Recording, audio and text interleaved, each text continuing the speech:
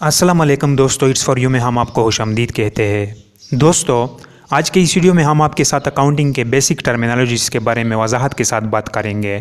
तो आइए जानते हैं।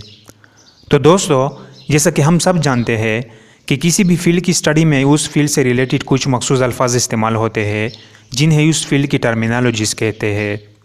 ये अल्फाज कभी कभार आम डिक्शनरी में भी नहीं मिलते। इनकी मानी और मफ़हूम जानने के लिए मुतल्लिका फील्ड के स्टडी से रिलेटेड डिक्शनरी में तलाश करनी पड़ती है। कभी कभार इन अल्फाज का जनरल डिक्शनरी में मानी और मफ़हूम कोई और होता है, जबकि मुतल्लिका फील्ड से रिलेटेड स्टडी में इसकी मानी और मफ़हूम कोई और होती है। बहरहाल किसी भी फील्ड का तलब इल्म हो, सॉफ्टवेयर इंजीनियरिंग का तलब इल्म हो या मैकेनिकल इंजीनियरिंग का, और पॉलिटिकल साइंस का तलब इल्म हो या मेडिकल साइंस का, और इकनॉमिक्स का तलब इल्म हो या कॉमर्स का, इन टर्मिनोलॉजीज़ को जानने और अपने जहन में रखने के लिए भरपूर कोशिश करनी चाहिए। बहरहाल आज हम इस वीडियो में अकाउंटिंग के फील्ड से रिलेटेड कुछ बुनियादी और बहुत अहम टर्मिनोलॉजीज़ के बारे में वजाहत के साथ जानेंगे, जो अकाउंटिंग का बुनियाद है और जिनको जानना बगैर अकाउंटिंग के मैदान में आगे बढ़ना मुश्किल ही नहीं बल्कि नामुमकिन है। तो नंबर 1 है अकाउंटिंग। तो दोस्तों, सबसे पहले तो हम अकाउंटिंग के बारे में जानें कि अकाउंटिंग क्या है। तो अकाउंटिंग के बारे में तो हमने पहली वीडियो में तफसील के साथ बात की थी। अगर आप देखना चाहते हैं तो उस वीडियो की लिंक आपको डिस्क्रिप्शन में मिल जाएगी। लेकिन यहाँ हम अकाउंटिंग को मुख्तसर अल्फाज में जानेंगे।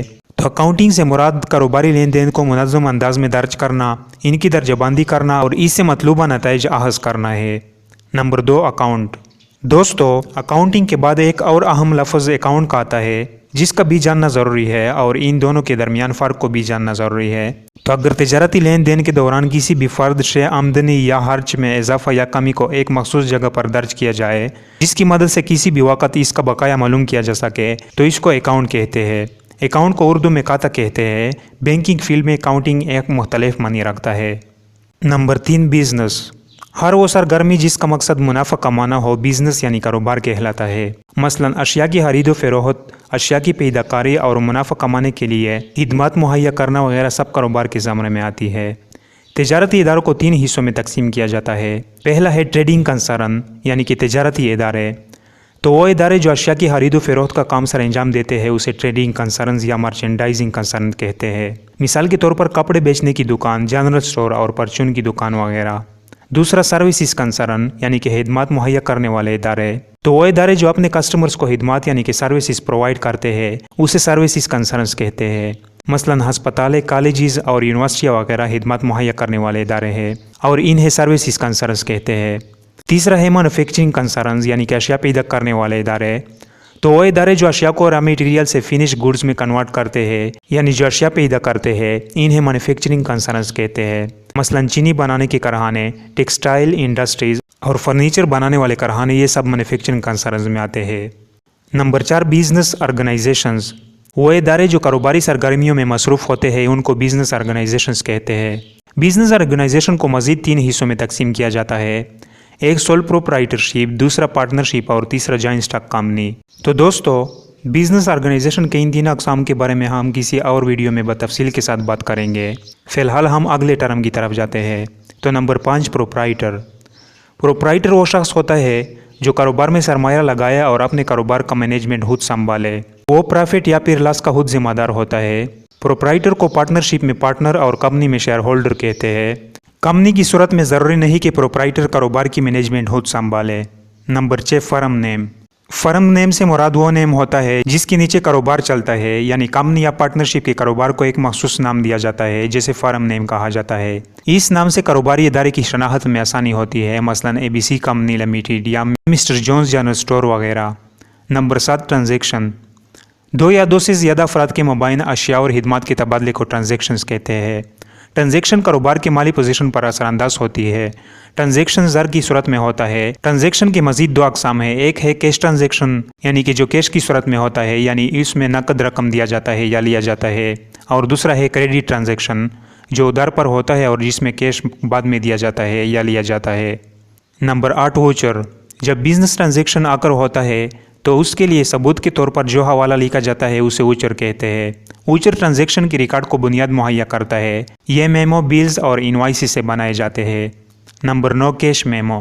कैश के जरिए अशिया या किसी और चीज़ के हुसूल का तहरीरी सबूत या हवाले को कैश मेमो कहते हैं। सादा अल्फाज में कोई भी चीज़ जो कैश के तबादले में हासिल की गई हो या खरीदी गई हो तो इसके हवाले को कैश मेमो कहते हैं। مثال کے طور پر جب ہم کسی بک سٹال سے کتاب خریدتے ہیں تو اس کے بدلے میں ہم دکاندار کو کیش دیتے ہیں۔ دکاندار ہمیں کاغذ کا ایک ٹکڑا دیتے ہیں جس پر کتاب کی قیمت وغیرہ درج ہوتا ہے، نیز یہ بھی لکھا ہوتا ہے کہ کیش وصول کیا گیا ہے۔ تو کاغذ کے اس ٹکڑے کو ہم کیش میمو کہتے ہیں۔ کیش میموز ووچرز کے لیے بنیاد فراہم کرتا ہے۔ بالفاظ دیگر کیش میمو کی مدد سے ووچر بنایا جاتا ہے۔ نمبر 10 انوائس اور بل۔ ادھار کی بنیاد پر لین دین کے دوران اشیاء فروخت کرنے والا اشیاء کے خریدنے والے کو جو ثبوت یا دستاویز دیتا ہے اسے انوائس یا بل کہتے ہیں۔ سادہ الفاظ میں جب ہم اشیاء ادھار پر خریدتے ہیں تو دکاندار یا سیلر ہم کو ثبوت کے طور پر جو کاغذ دیتا ہے اس کو انوائس یا بل کہتے ہیں۔ انوائسز بھی ووچرز کو بنیاد فراہم کرتا ہے، یعنی ووچرز کو انوائسز کی مدد سے بھی تیار کیا جاتا ہے۔ Number 11 account. یہ ایک آلہ ہے جو ایک مخصوص مدت یا وقت کے دوران کسی چیز میں کمی اور بیشی کے سسٹمیٹک ریکارڈ پر مشتمل ہوتا ہے۔ سادہ الفاظ میں کسی چیز میں ایک سال کے دوران جو کمی بیشی آتی ہے اس کے ریکارڈ کے عمل کو اکاؤنٹ کہتے ہیں۔ تمام اکاؤنٹس کے مخصوص نام اور نمبرز ہوتے ہیں۔ یہ اکاؤنٹ کے ہیڈنگ کے طور پر لکھے جاتے ہیں، مثلا cash account, purchase account, capital account وغیرہ۔ Number 12 merchandise. کاروباری ادارے فروخت کرنے کے لیے جو اشیاء خریدتے ہیں اس کو مرچنڈائز یا گوڈز یعنی کہ سامان کہتے ہیں۔ مرچنڈائز جس حالت میں خریدے جاتے ہیں اسی حالت میں فروخت بھی کیے جاتے ہیں۔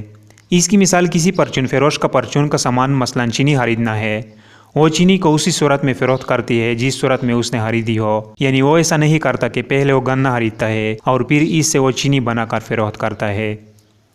Number 13 purchases. خریدے گئے اشیاء کی قیمت کو پرچیزز کہتے ہیں۔ جب خریدے گئے اشیاء کی قیمت کیش کی صورت میں فوراً ادا کی جاتی ہے تو اسے کیش پرچیز کہتے ہیں، اور جب خریدے گئے اشیاء کی قیمت مستقبل میں ادا کرنے پر اکتفا ہو جائے تو اسے کریڈٹ پرچیز کہتے ہیں۔ مثال کے طور پر ہم نے کاروبار کے لیے 1000 کے اشیاء خرید لیے، اب یہ 1000 کو ہم پرچیزز کہیں گے۔ اب اگر ہم نے سیلر کو اس کی قیمت فوراً ادا کی تو یہ کیش پرچیز تصور ہوگا، اور اگر ہم نے یہ اشیاء ادھار پر خریدے تو یہ کریڈٹ پرچیز تصور ہوگا۔ Number 14 sales. اشیاء کے فروخت کی وجہ سے جو پیسے کمائے جاتے ہیں اسے سیلز کہتے ہیں۔ یہ بھی پرچیز کی طرح ہے، اگر ہم نے اشیاء کو ادھار پر فروخت کیے تو یہ کریڈٹ سیل تصور ہوگا، اور اگر ہم نے اشیاء نقد رقم پر فروخت کیے تو یہ کیش سیلز تصور ہوگا۔ Number 15 revenue. کسی بھی صورت میں حاصل کی جانے والی آمدن کو ریونیو کہتے ہیں۔ یہ آمدنی اشیاء کو فروخت کرنے سے بھی ہو سکتی ہے یا کسٹمرز کو خدمات مہیا کرنے سے بھی۔ اس کے علاوہ یہ انٹرسٹ، کمیشن اور ڈسکاؤنٹ کی صورت میں بھی ہو سکتی ہے۔ Number 16 expenses. تو دوستو، ہم کاروبار سے یوں ہی مطلوبہ مقاصد حاصل نہیں کرتے، بلکہ کاروبار کو چلانے کے لیے کچھ ادائیگیاں بھی کرنی پڑتی ہے جسے ایکسپینسز یا کاروباری اخراجات کہتے ہیں۔ مثال کے طور پر کاروباری اشیاء کو ایک جگہ سے دوسری جگہ لے جانے کے لیے ہمیں جو کرایہ دینا ہوتا ہے، اسی طرح کمپنی کی سیکورٹی کے لیے جو چوکیدار رکھے ہوتے ہیں ان کی سیلری، اسی طرح اگر کاروبار کے لیے کوئی زمین یا گھر وغیرہ کرائے پہ لیا ہو، اسی طرح کاروبار کو لوگوں میں مشہور کرنے کے لیے جو اشتہارات دینے ہوتے ہیں جسے انگلش میں ایڈورٹائزمنٹ کہتے ہیں، پر جو ہار چاہتا ہے وغیرہ، یہ سب اخراجات یعنی کہ ایکسپینسز کے زمرے میں آتے ہیں۔ ایکسپینسز کو 2 حصوں میں تقسیم کیا جاتا ہے، ایک ڈائریکٹ ایکسپینس اور دوسرا ہے آپریٹو ایکسپینس۔ تو ڈائریکٹ ایکسپینس سے مراد وہ ایکسپینسز ہے جس کا تعلق بلا واسطہ اشیاء کی پیداواری سے ہو، یعنی یہ وہ ایکسپینسز ہے جس کے بغیر اشیاء کو جائے پیدائش سے لے کر صارفین تک پہنچانا ناممکن ہے۔ سادہ الفاظ میں وہ ایکسپینسز جن کا تعلق اشیاء کی پیداواری سے ہو ڈائریکٹ ایکسپینسز کہلاتے ہیں۔ مثال کے طور پر جب ہم اشیاء کو گراہنے سے دکان میں لے جاتے ہیں تو یہ خود بخود نہیں جاتے، بلکہ ان کے لیے کسی ڈیلیوری یا ٹرانسپورٹ کا بندوبست کرنا پڑتا ہے، مثلا گاڑی، ریل گاڑی، ہوائی جہاز اور بحری جہاز وغیرہ۔ تو ان کے کرائے پر جو خرچ آتا ہے اسے ڈائریکٹ ایکسپینسز کہا جائے گا۔ اسی طرح اشیاء خود بخود پیدا نہیں ہوتے، بلکہ ان کے لیے ہم جو مزدور رکھتے ہیں تو ان کی اجرت بھی ڈائریکٹ ایکسپینسز میں شمار ہوتے ہیں وغیرہ۔ تو ایکسپینسز کا دوسرا قسم ہے آپریٹنگ ایکسپینس۔ بزنس کا انتظام چلانے کے لیے جو سرگرمیاں ہوتے ہیں تو اس کے اوپر جو اخراجات برداشت کرنے پڑتے ہیں انہیں آپریٹنگ ایکسپینس کہتے ہیں۔ یہ ایڈمنسٹریشن ایکسپینس، سیلنگ ایکسپینس اور جنرل ایکسپینس پر مشتمل ہوتے ہیں۔ اس قسم کی ایکسپینسز میں advertisement expense, salaries expense, interest paid, discount allowed, travelling expense اور رینٹ ایکسپینس وغیرہ شامل ہوتے ہیں۔ تو دوستو، یہ تو ہوئی آج کی یہ ویڈیو۔ اگر یہ ویڈیو آپ کو پسند آئی ہو تو اس کو لائک کیجیے گا۔ اس کے علاوہ اس ویڈیو کو اپنے دوستوں کے ساتھ شیئر بھی کیجیے گا، اور اس کے علاوہ اگر ابھی تک آپ نے ہمارے اس چینل کو سبسکرائب نہیں کیا ہے تو اس کو سبسکرائب کیجیے گا تاکہ اس طرح کے نئے آنے والے ویڈیوز کی نوٹیفیکیشن آپ کو پہنچ سکے۔